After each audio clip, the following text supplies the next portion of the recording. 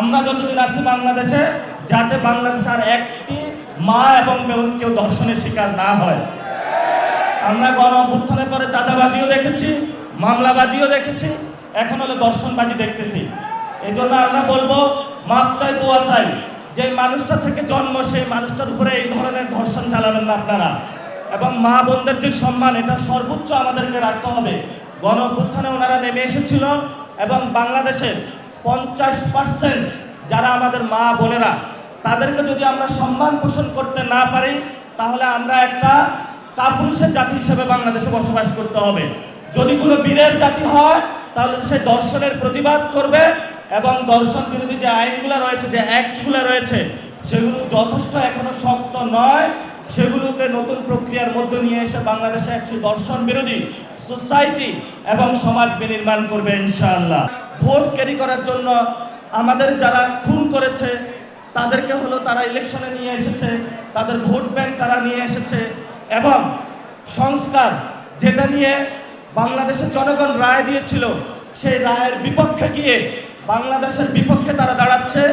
70 এখানে হলে ইলেকশনের এখনো 15 দিনও হয় নাই, এখনই তারা সংস্কারের বিরুদ্ধে দাঁড়িয়ে গিয়েছে।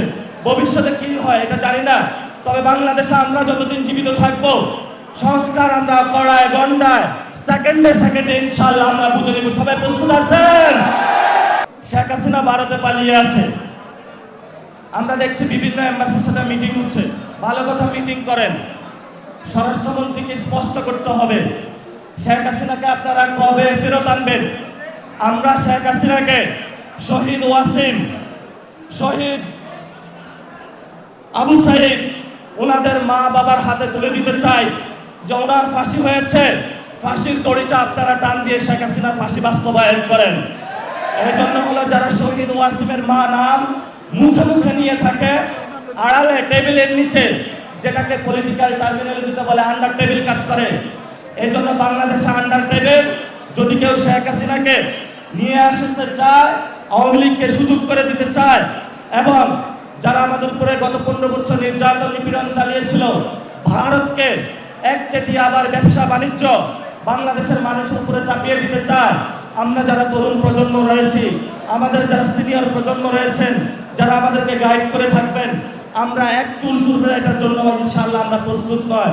দরকার হয় আবার জুলাই হবে, কিন্তু আমরা বাংলাদেশ আওয়ামী লীগকে কখনো মেনে নিব না ইনশাআল্লাহ।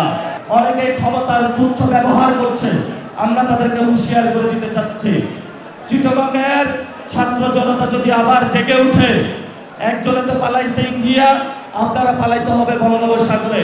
ইন্ডিয়া আশ্রয় দিয়েছিল, সেখানে বেঁচে আছে। বঙ্গোপসাগরে নামবেন কিন্তু বাঁচবেন না আপনারা কেউ।